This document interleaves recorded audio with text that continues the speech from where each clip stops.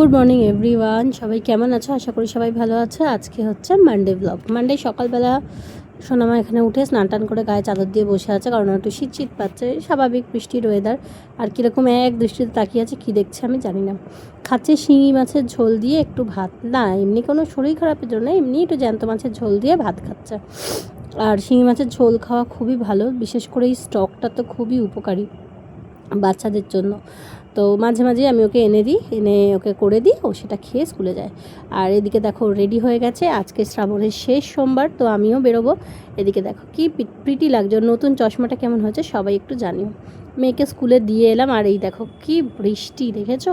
প্রচণ্ড জোরে বৃষ্টি হচ্ছে। এখন বেশি না, সকাল 8:30 বাজে, 8:30 না, 9টা মতো বাজে। তা আজকে যেহেতু শ্রাবণের শেষ সোমবার, রোজই আসছি, যখন আর শেষ সোমবারটা মিস করব, তাই চলে এলাম হচ্ছে গঙ্গায় গিয়ে স্নান টান করে পুজো টুজো দিয়ে এলাম। ভীষণ আনন্দ করেছি আজকে, ওপরে বৃষ্টি নিচে ঠান্ডা জলে চান করতে খুব মজা লেগেছে। যদিও সবাই বলবে এইসবে জ্বর থেকে উঠেছি, হ্যাঁ ঠিক কথাই, কিন্তু তাও ওই আর কি। তারপরে দেখো পুরো ব্যাংকে গেছিলাম, ওখান থেকে আবার সেখান থেকে ভিজে ভিজে বাড়িতে এলাম। কি করব, পর কাজগুলোও থাকে। তো এখন এসে একটু ভালো করে আদা ফাদা দিয়ে আদরক বলে চা খাচ্ছি, আর হচ্ছে একটুখানি বিস্কিট খেলাম। খেয়ে অনেকগুলো কাজকর্ম ছিল, লেখালেখি ছিল, সেগুলো সব করলাম। আর আজকে আমি কিছু রান্না করিনি, আমার জন্য আজকে তানিয়া বানিয়ে নিয়ে এসছে শ্যামা চালের খিচুড়ি। এটা আমি আগে কখনো খাইনি, ওকে বলেছিলাম বলে, ও যেহেতু উপসে আজকে খাবে, তো সেই জন্য আমি আর ও দুজনে মিলেই খেয়েছিলাম, বানিয়ে নিয়ে এলো। সারা ঘর শুধু এই রেনকোট আর ছাতাতে মরমর করছে, যাকে বলে। চারিদিকে সোনামাকে স্কুল থেকে নিয়ে এলাম, পুরো বৃষ্টিতে আধ ভেজা হয়ে এলো। আর আমিও দেখো এখানে আধ ভেজা হয়ে এলাম, এসে এই যে বাবল করছে সমানে। আমি বলছি খেয়ে নে আগে, আর খাওয়া দাওয়া দুর্কির বাদ, তো আগে এইসব করছে। ও কিন্তু আজকে এই শ্যামাদানার খিচুড়িই খেয়েছে। খেয়ে তারপর একটু ঘুম পাড়িয়ে দিয়েছিলাম, ঘুম থেকে উঠে বিকালবেলা এইসব করে বেড়াচ্ছে। আর আমি তো খুব বকাঝকা করলাম কিছুক্ষণ, আর তারপরে মনে হলো এইটা না খুব ইন্টারেস্টিং জিনিস, আমিও খুব করতাম। মানে আমার তো এখনও খুব ভাল লাগে এই বাবল করতে, বাবল করাটা ভীষণ মজার, তাই না? জানি না তোমরা এখন কারা কারা আছো। এই বাবল করা আর হচ্ছে বাবল র্যাপার ফাটানো, এই দুটোই কিন্তু ভীষণ মজার, তাই না?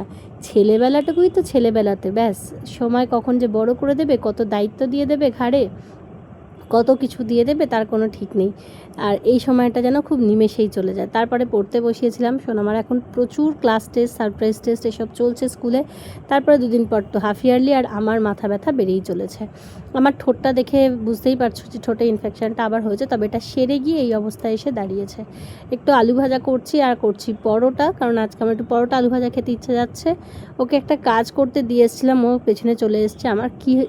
আমার কিছু ভুল ধরতে। যাই হোক, এই দেখো আমার গেঞ্জি পরে বসে আছে। আমি হচ্ছে এই দাঁড়াতো, আমার গেঞ্জি খুলে দিত। আমি সারাক্ষণ ওর সাথে এই হুল্লোড়গুলো করি।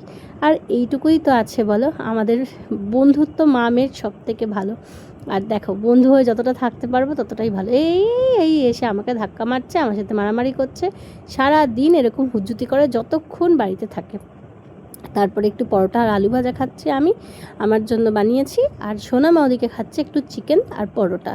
আজকে সোনামা এতটাই গুড গার্ল হয়ে গেছিলো যে পুরোটা নিজে নিজে খেয়ে নিয়েছে। ডিনার আজকে আমাকে ওকে খাওয়াতেই হয়নি, আর খুবই তাড়াতাড়ি খেয়ে নিয়েছে।